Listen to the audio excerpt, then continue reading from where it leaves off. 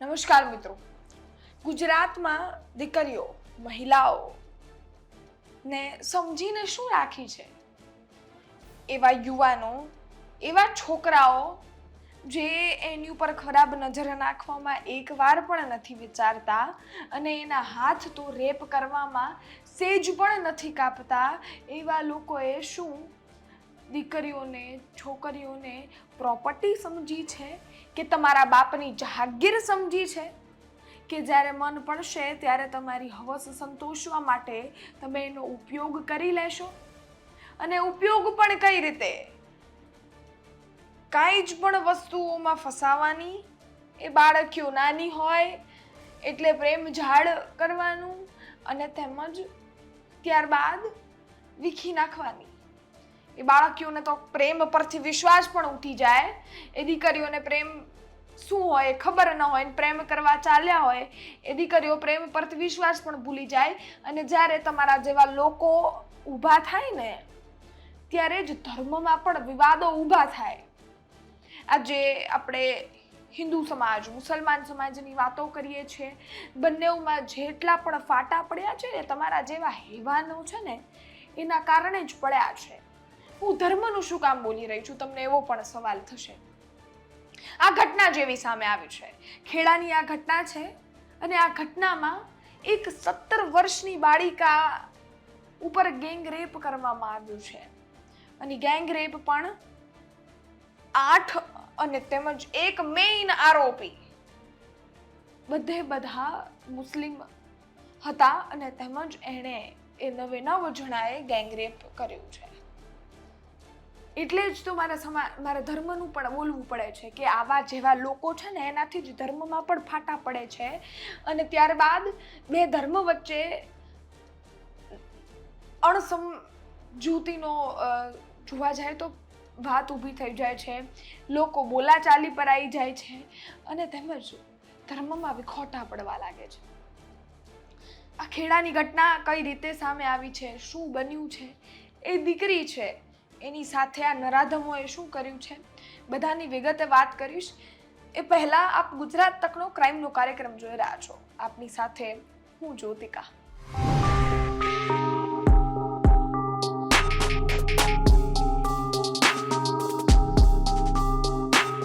ખેડામાંથી એક ઘટના સામે આવી અને એ ઘટના સાંભળતા એસ્પેશિયલી મને તો ખૂબ દુઃખ થયું. કારણ કે હું કોઈ જ પણ જોવા જઈએ તો સૌપ્રથમ જાતિવાદમાં નથી માનતી, પરંતુ આ વસ્તુઓ સામે આવે ત્યારે આપણે એવું કહેવું પડે કે આવા લોકો જે આવું કામ કરતા હોય છે, જેના હાથ કાપતા નથી આવી વસ્તુઓ કરવા માટે, એ લોકો જ કદાચ ધર્મમાં, જાતિમાં વિખોટા પાડતા હોય છે.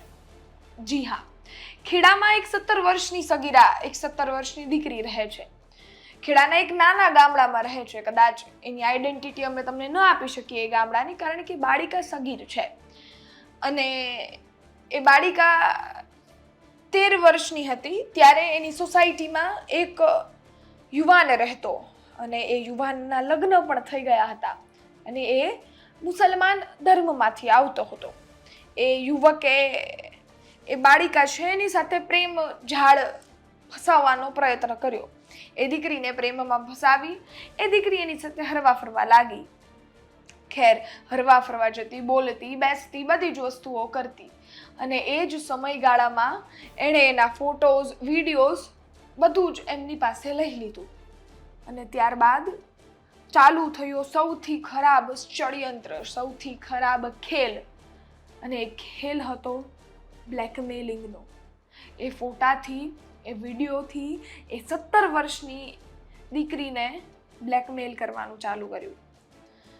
બ્લેકમેલ કરવાનું ચાલુ કર્યું એટલે દીકરી ડરી ગઈ. સીધી વાત છે, પોતાની આબરૂ બચાવવા માટે પોતાના મા બાપ સુધી કંઈ વસ્તુઓની ખબર ન પડે એટલે એણે એ જે યુવક કહેતો ગયો એ કરતી ગઈ. અને એ નરાધમે એના બધા જ દોસ્તારોની સાથે એને જબરજસ્તી રહેવા માટે કહ્યું. સાથે જ એ બધાય 8 અને એનો 9મો જે મેઇન આરોપી છે એ બધાએ મળી આ દીકરી પર ગેંગ રેપ કર્યું. બ્લેકમેલ કરી, એને ફોર્સ કર્યો અને તેમજ એનો ઉપયોગ કરી લેવામાં આવ્યો. આ સમગ્ર ઘટના પોલીસ મથકે પહોંચી અને તેમજ પોલીસે કાર્યવાહી કરી. બધાએ આરોપીઓની ધરપકડ કરતા પોલીસનું નિવેદન સામે આવ્યું છે. શું કહી રહ્યા છે તે સાંભળીએ. ખેડા પોલીસ સ્ટેશનમાં એક હકીકત ધ્યાને આવી હતી, જેમાં 17 વર્ષની એક દીકરી સાથે એના જ ગામના વિધર્મી 9 જેટલા યુવકોએ વારંવાર એને બ્લેકમેલ કરી અલગ અલગ જગ્યાએ બોલાવી અને એની સાથે દુષ્કર્મ આચર્યું છે, ગેંગરેપ કર્યો છે. આ બાબતે તમામ પાસાઓનો અભ્યાસ કરી એમાં ફરિયાદ દાખલ કરવામાં આવી છે, પોક્સો એક્ટ અને ગેંગરેપ બાબતની, અને 9 પૈકી 8 આરોપીની અમે અટક કરેલી છે. આપણે સાંભળ્યા પોલીસ અધિકારીને, જેણે સમગ્ર બાબતે કાર્યવાહી કરી છે, નિવેદન પણ આપ્યું છે. પરંતુ સવાલ એ થાય કે જ્યારે આવા લોકો આ બધી વસ્તુઓ કરે છે ત્યારે એને એવી વસ્તુઓ યાદ નથી આવતી કે મારી પત્ની છે, મારી મા પણ છે, મારી બહેન પણ છે, અને આવનારા સમયમાં કદાચ તમારા ઘરે દીકરીનો પણ જન્મ થશે. એ યુવક પરણિત હતો, એને ઘરવાળી પણ હતી, એની મા પણ હશે, એની બેન પણ હશે, અને આવનારા સમયમાં કદાચ એને લક્ષ્મીજીનો અવતાર પણ એના ઘરમાં આવે. ખેર, આવાના ઘરમાં કદાચ લક્ષ્મીજી ભગવાન પ્રાર્થના કરે, ભગવાનની દયાથી કોઈ દિવસ આવે જ નહીં. કારણ કે જે લોકો દીકરીઓની રિસ્પેક્ટ ન કરી શકતા હોય, દીકરીઓને એ લોકો એના બાપની જાગીર સમજતા હોય અને મન પડે એવી રીતે એની સાથે વ્યવહાર કરતા હોય, અને જો એના ભાઈબંધ દોસ્તારોની એ હવસને સંતોષવા માટે દીકરીઓનો ઉપયોગ આવા લોકો કરતા હોય, ખેર ખૂબ આક્રોશમય હાલ બોલવું પડે છે. કારણ કે આવા લોકોના કારણે દીકરીઓ એના ઘરમાં પણ સુરક્ષિત મહેસૂસ નથી કરતી. અને ત્યારબાદ આવી ઘટનાઓ સામે આવે એટલે કરવાનું શું, કહેવાનું શું આવા લોકોને? પોલીસ કાર્યવાહી કરશે, આવા લોકોને વધીને એમનું રિકન્સ્ટ્રક્શન થશે, જેલમાં જશે. કદાચ એટલો ગંભીર ગુનો કર્યો હોય એ હદ સુધીનું તો કદાચ ફાંસી થશે.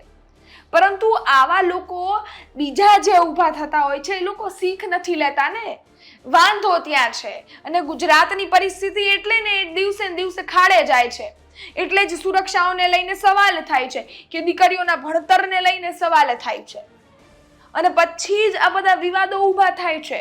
કારણ કે આવા લોકો કરતા પહેલા સમજતા નથી અને કર્યા બાદ ભાનમાં નથી હોતા. આ સમગ્ર બાબતે પોલીસે જે પણ દીકરી હતી એ ગામડાના વિસ્તારમાં લઈ ગયા હતા અને તેમજ ત્યાં પણ તેમનું રિકન્સ્ટ્રક્શન કરવામાં આવ્યું છે. એ દ્રશ્યો પણ સામે આવ્યા છે, જે તમે મારી બાજુમાં જોઈ જ શકતા હશો. અને બધી જ હવા કાઢી નાખી છે. એટલે આ 9 જણા જે હતા અને આનો માસ્ટર માઇન્ડ પરવેજ જે છે એને તો બરાબર ખબર પડી ગઈ હશે કે કોઈ દીકરીની સાથે રીતમાં જ રહેવાનું. એ કદાચ તમે હો કે તમારા મિત્રો હોય, એ તમારી દીકરી હોય, એ તમારી ઘરવાળી હોય, એ તમારી મા હોય, એ તમારી બેન હોય, કે કદાચ એ તમારી ફ્રેન્ડ હોય, બધાની સાથે રીતમાં જ વર્તવાનું. અને યુ શુડ નો કે નો મીન્સ નો. એ તમારી ઘરવાળી હોય કે પછી તમારી ફ્રેન્ડ હોય. આ સમગ્ર બાબતે તમારું શું માનવું છે કોમેન્ટ ચોક્કસથી કરજો. બાકી જ્યાં સુધી આવા લોકો છે ત્યાં સુધી દીકરીઓની સુરક્ષાને લઈ સવાલ તો થશે જ. એટલે ફરી મળીશું, કાંઈ આવી ક્રાઇમ સ્ટોરી આવશે તો આવતીકાલે 9 વાગે. ત્યાં સુધી ધ્યાન રાખજો, સજાગ રહો, સુરક્ષિત રહો. બાકી માનસિકતા આ બધા લોકોની બદલાય એવી ભગવાનને આશા કરીએ. અને આવા લોકોમાં થોડાક સમજણ તો હોય જ નહીં. ખેર, આવા લોકોમાં કદાચ થોડીક માનવતા જાગે અને તેમજ એક મહિલા માટે રિસ્પેક્ટ જાગે એવી આશા સાથે રજા આપો. ધન્યવાદ.